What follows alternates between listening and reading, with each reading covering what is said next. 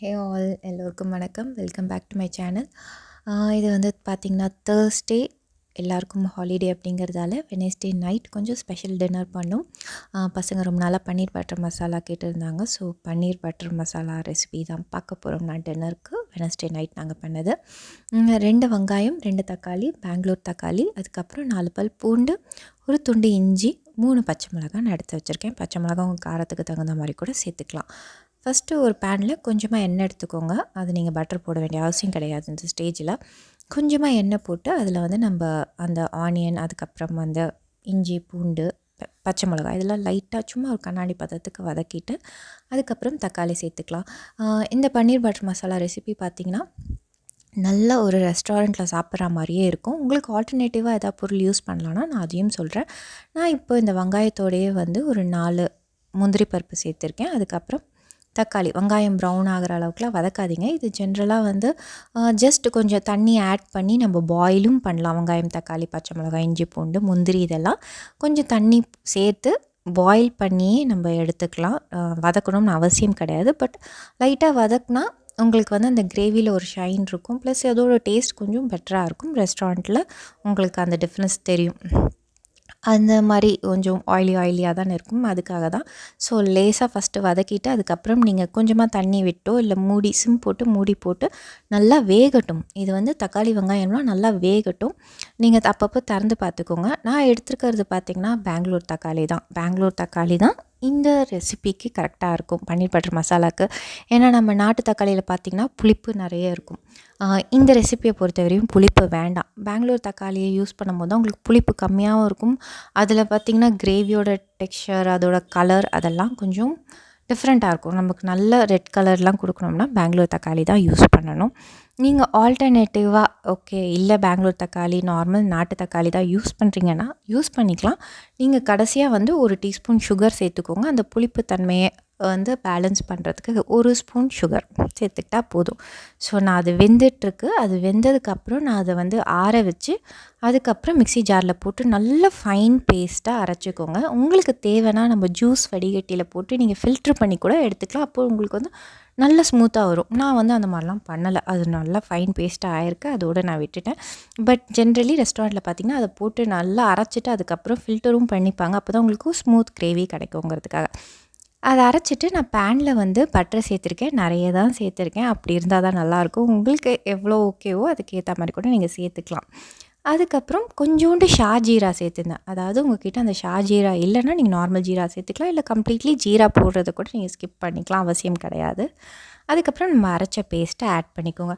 அரைச்ச பேஸ்ட்டை ஆட் பண்ணிவிட்டு நீங்கள் ஜாரில் தண்ணி ஊற்றி உடனே ஊற்றிடாதீங்க. தண்ணி ஊற்றக்கூடாது. அந்த பட்டரில் அந்த பேஸ்ட்டு நம்ம சேர்த்துட்டு அது கொஞ்சம் கலர் மாறினதுக்கப்புறமா நம்ம மசாலாலாம் சேர்த்துக்கலாம். மஞ்சப்பொடி, மிளகாய்த்தூள். நீங்கள் நல்லா பார்த்துக்கோங்க. பட்டர் அதுக்கப்புறம் வந்து முந்திரி பருப்பு இதெல்லாம் வந்து காரத்தை குறைக்கும். அதனால் நீங்கள் தாராளமாக கொஞ்சம் காரம் சேர்த்துக்கலாம். மிளகாய்த்தூள், தனியாத்தூள், அதுக்கப்புறம் கொஞ்சோண்டு ஜீரகப்பொடி, கரம் மசாலாவும் நான் இதே ஸ்டேஜில் சேர்த்துடுறேன். அப்போ தான் நல்லாயிருக்கும். ஸோ கரம் மசாலாவும் சேர்த்து நீங்கள் நல்லா வதக்கிடுவோங்க. தண்ணியே சேர்க்காதீங்க. இந்த கிரேவி நல்லா சுண்டி வரும் எண்ணெய் விட்டு. நம்ம இப்போ அரைச்ச அந்த பேஸ்ட்டு அந்த மசாலாவையும் போட்டு அது வந்ததுக்கு அப்புறமா தான் நீங்கள் வந்து தண்ணி சேர்க்கணும். அதுக்கு முன்னாடி தண்ணி சேர்க்க வேண்டாம்.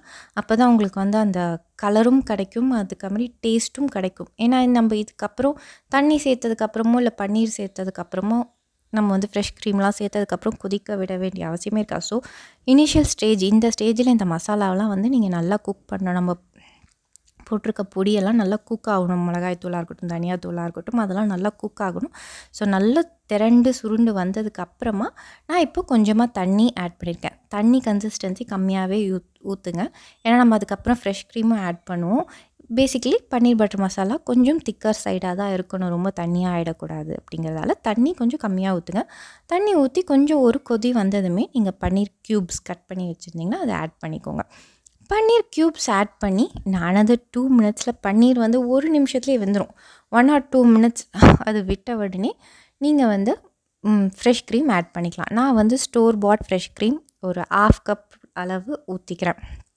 நீங்கள் வந்து ஃப்ரெஷ் க்ரீம் ஸ்டோர் பாட் இல்லைன்னா ஆல்டர்னேட்டிவ் வந்து பாலாடை காலையில் காய்ச்சி வச்சுருப்போம். பால் இருந்துச்சுன்னா பாலாடையும் அதில் ஒரு 1/4 கப் அது கூடவே பாலையும் சேர்த்து மிக்சியில் போட்டு சும்மா ஒரு பிளெண்ட் அந்த மாதிரி பண்ணிங்கன்னா அதுவே போதும். அதுவே ஃப்ரெஷ் க்ரீம் தான். அந்த மாதிரி நீங்கள் ஒரு 1/2 கப் ஊற்றிக்கலாம்.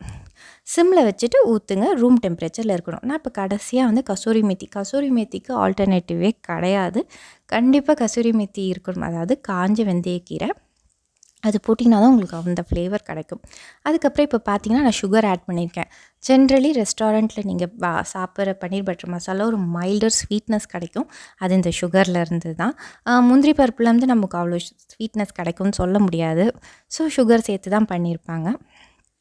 நீங்கள் வேண்டாம் எனக்கு அந்த ஸ்வீட்னஸே வேண்டான்னு விரும்புனீங்கன்னா நாட்டு தக்காளி யூஸ் பண்ணியிருந்தா மட்டும் நீங்கள் 1 ஸ்பூன் சேர்த்துக்கோங்க. ஸ்வீட்னஸ் தெரியாது, புளிப்புத்தன்மை இல்லாமல் பேலன்ஸ் பண்ணும்.